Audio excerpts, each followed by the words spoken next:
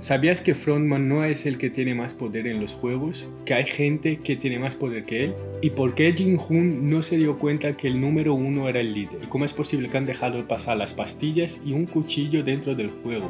La segunda temporada del Juego del Calamar ha entrado con todo para finalizar este año. Aunque el creador no tenía pensado en hacer una segunda temporada, esta temporada para mí ha sido una continuación muy bien construida. Pero a pesar de esto, la segunda temporada ha generado algunas dudas sobre los participantes de los juegos y de la organización en sí. En este vídeo voy a intentar dar respuestas a las mayores preguntas que he encontrado sobre la segunda temporada del Juego del Calamar. Estas son las mayores dudas que he encontrado, pero si crees que he dejado algún detalle o alguna duda que no ha salido en el vídeo y lo he dejado pasar, pues escríbeme en los comentarios y yo puede que haga una segunda parte. Primero quiero hablar sobre la jerarquía que hay entre los soldados de la organización. Si entendemos esto primero, será mucho más fácil de explicar algunos de los puntos que vienen después. El rango más bajo de los soldados es el círculo. Este grupo no tiene ningún poder de decisión en relación a los juegos y no llevan armamento. Los círculos son encargados de la manutención de los juegos. Son los que limpian las salas, son los que se llevan los cuerpos y que los incineran. Por general son los que cumplen las funciones más básicas de la organización. Luego están los triángulos. Estos son los verdugos de los juegos. Son los que van a eliminar a los jugadores cuando pierden. Estos tampoco tienen mucho poder, ya que están sujetos a los juegos y a las órdenes de sus superiores. Solo pueden matar a un jugador si pierde, como vimos cuando la número 11 actúa a partir de su criterio y los demás les para los pies. También son responsables de proteger a sus superiores, por eso están tan bien armados. Y encima de ellos están los cuadrados, que es la voz de los juegos. Son los que guían a los jugadores explicando el funcionamiento de los juegos. Pero estos tampoco tienen poder para crear reglas o crear juegos. Están solo para informar a los jugadores, aunque sí que tienen poder para decidir algunas cosas más pequeñas, como cuando Jin-Hoon intenta persuadir a los demás jugadores para dejar el juego y el triángulo lo para, diciendo que no puede influir en la decisión de los otros jugadores. Vale, os fijaréis que hay varios cambios de luces en el vídeo. Eso es porque no estoy con mi luz artificial, estoy usando la luz natural, así que posiblemente el vídeo estará más oscuro en algunas partes y más claras en otras. Y por encima de ellos está el hombre de máscara cuadrada y ropa negra, que hace la función de frontman. Este es un rango que no estoy seguro si está en todos los juegos, ya que su única función parece ser sustituir al líder cuando éste está jugando. Eso me hace pensar que el frontman puso a algún soldado de rango cuadrado que tenía mucha confianza para sustituirlo mientras jugaba, que más adelante te explicaré por qué se infiltra en el juego. Y claro, por encima de todos los que mencioné está el propio frontman. Este tiene poder de decidir cualquier cosa del juego, las reglas, qué tipo de juego se van a jugar, puede decidir matar a alguien o dejarlo vivir. Este tío tiene literalmente el poder absoluto de todo. Y no fuera por el siguiente grupo que voy a mencionar. Y estos son los VIPs, los espectadores que pagan para ver el juego. Este grupo no tiene el poder de decidir las reglas o el juego, aunque no me extrañaría que hicieran una especie de reunión para decidir este tipo de cosas. Pero realmente no creo que ellos decidan el juego, ya que no saber el juego le da más vidilla al asunto. Entonces, ¿por qué digo que ellos están por encima de Frontman? Bueno, porque esta organización sigue al pie de la letra la frase: el cliente siempre tiene la razón. Posiblemente los juegos solo son posibles por esta gente. El dinero que ganan los jugadores vienen de ellos, no de Frontman, que también es rico de pero esto es un negocio. Entonces no puedes meter tu propia pasta si no hay margen de lucro. Entonces el frontman está limitado a los gustos de los VIPs. Si están aburridos, frontman está casi obligado a cambiar un poco las reglas para que sea más entretenido. Como hemos visto en la primera temporada en el juego de los cristales, que había un hombre que sabía cuál era el cristal templado por el reflejo que emitía. Frontman apaga las luces porque los VIPs ya se estaban aburriendo.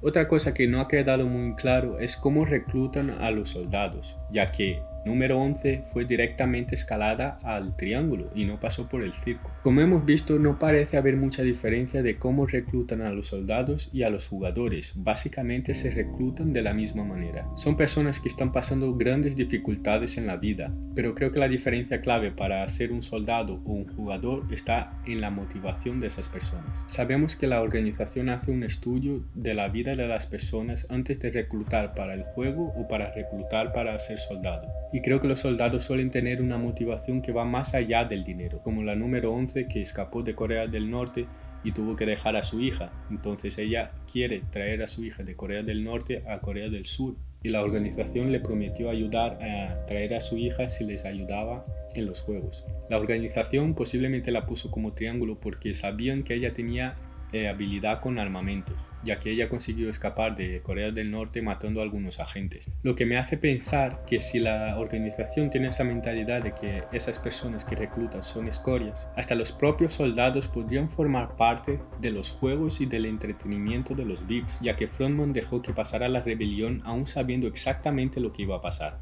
Y explica por qué Frontman participó en la rebelión incluso matando a algunos de sus soldados. Puede que fuera una forma de hacer los juegos más entretenidos para los VIPs. Una pregunta que no sé si se quedó tan clara, pero que por detalles que nos cuenta la segunda temporada, prácticamente se explica, y es cómo Frontman llegó a ser el líder de la organización. Pues Frontman fue uno de los jugadores que ganó en el pasado, antes incluso de que Jin-Hoon hubiera participado. La serie nos explica que Frontman donó su riñón a su hermano y luego, más adelante, su mujer sufrió del mismo problema, necesitaba un riñón y él ya no le podía dar y la operación era demasiada cara. Por lo tanto tuvo que participar en el juego. Y lo ganó. ¿Qué pasa? Que cuando volvió su mujer había muerto. Y dato, que su mujer ha muerto con su hijo, estaba embarazada. Por lo tanto Frontman perdió toda su motivación en la vida. Aun teniendo todo el dinero del premio, perdió su motivación, ya no podía seguir con su vida de manera normal. Posiblemente volvió a la organización y empezó en un rango más bajo, y de ahí fue subiendo. Y ya que la única motivación de Frontman era los juegos, era el candidato perfecto para asumir el liderazgo de la organización. Vale, ¿y por qué Jin-Hoon no se da cuenta de que el 001 es el líder? Esto es algo que me chocó al principio. En la primera temporada, cuando Jin-Hoon juega por primera vez, el número 1, el viejo, era el líder de la organización, que estaba ahí infiltrado. Y Jin-Hoon lo descubre, lo visita antes de que se muriera. Entonces, ¿cómo es posible que le hayan engañado 2 veces de la misma manera? Si analizamos la primera temporada, veremos que Jin-Hoon es una persona bastante inocente y frágil, por decirlo de alguna manera. Y aunque en la segunda temporada vemos a un Jin-Hoon mucho más serio y decidido, sigue siendo una buena persona que quiere acabar con los juegos. Jin-Hoon no perdió su humanidad en los juegos, es más, se amplificó. De cierta forma, Jin-Hoon sigue siendo inocente en relación a que quiere proteger a todo el mundo. Pero bueno, hay más factores y creo que el más importante es que el número 1 no le dejó margen para que sospechara nada. Este tío supo manipular muy bien a Jin-Hoon, que recordemos, nunca vio la cara del Frontman. El número 1 se acerca a Jin-Hoon en los primeros momentos, y cuando le explica la historia de por qué está en los juegos, no solo le cuenta una historia inventada, sino que cuenta el motivo real por el cual había entrado en los juegos la primera vez. Por lo tanto, Frontman estaba reviviendo este momento traumático que había pasado, dando mucha credibilidad a su historia y a que Jin-Hoon no sospechara nada. Incluso cuando accidentalmente dice el nombre de Jin-Hoon, el tío consigue dar una respuesta muy plausible. También Frontman toma algunas decisiones que un líder no tomaría, o por ejemplo elegir la X para que separara los juegos o participar de la rebelión. Si piensas de forma lógica, si eres el líder no quieres parar el juego, ni tampoco querrás que se rebelen contra tu organización. Que Jin-Hoon no tenía motivos suficientes para sospechar de que era el líder, aunque en el fondo de su cabeza pudiera sospechar porque ya había un líder antes como número 1. La única relación que había entre esas dos personas es eso, que eran número 1, no era el líder y posiblemente tal vez el otro fuera líder. Entonces la única prueba que tenía era esa, no podía seguir a partir de eso. Y sabemos que los líderes tampoco participan en todos los juegos, solo en algunos. En la primera temporada el viejo participa en los juegos porque en su último momento quería disfrutar al máximo de los juegos, como lo explica Frontman. Y Frontman coge ese consejo y se lo aplica a sí mismo. También se infiltró en los juegos para poder tener a Jin-Hoon controlado.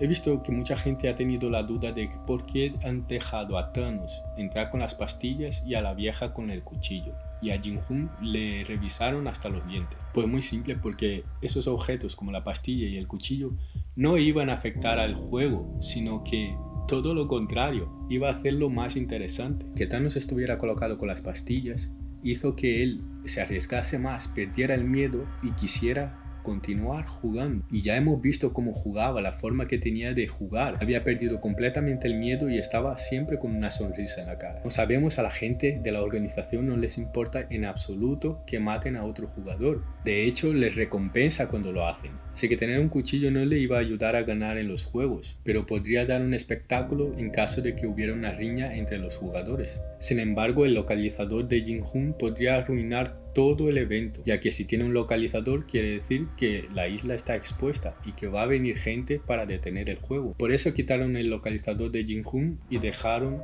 los otros objetos con esas personas.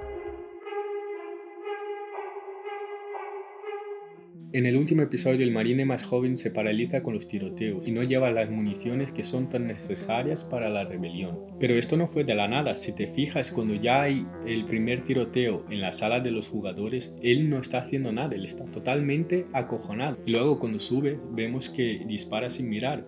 O sea, incluso los otros jugadores que no tenían ninguna experiencia con armas, disparaban mejor que él. Y cuando se ofrece a buscar las municiones, estaba claro que él quería salir de allí lo antes posible, por lo que probablemente mintió y no era marine o nunca hizo ninguna misión importante, aunque probablemente la tercera temporada se redimirá y tendrá un papel más importante. Como bonus quiero hablar sobre por qué no contrataron a una actriz trans para el papel de la 120. El creador dijo que aunque quería contratar a una actriz trans, era casi imposible encontrar a un actor que era abiertamente trans o incluso homosexual en Corea del Sur, debido a la gran homofobia que hay en Corea del Sur, por lo que tuvo que contratar a un actor cis. Y este personaje consiguió tener una importancia crucial en todo el desarrollo de la historia, y aparte tiene mucho carisma. Para mí, aunque el actor no sea trans, este es un claro ejemplo de cómo hacer una inclusión bien hecha y efectiva. Pero si quieres saber en profundidad cómo se debería hacer una buena inclusión, he hecho un vídeo en el que explico cómo las ideologías como el feminismo o la cultura woke están matando al cine. Pero también hablo sobre producciones que hacen esto de una manera espectacular. Así que aquí te dejo el vídeo.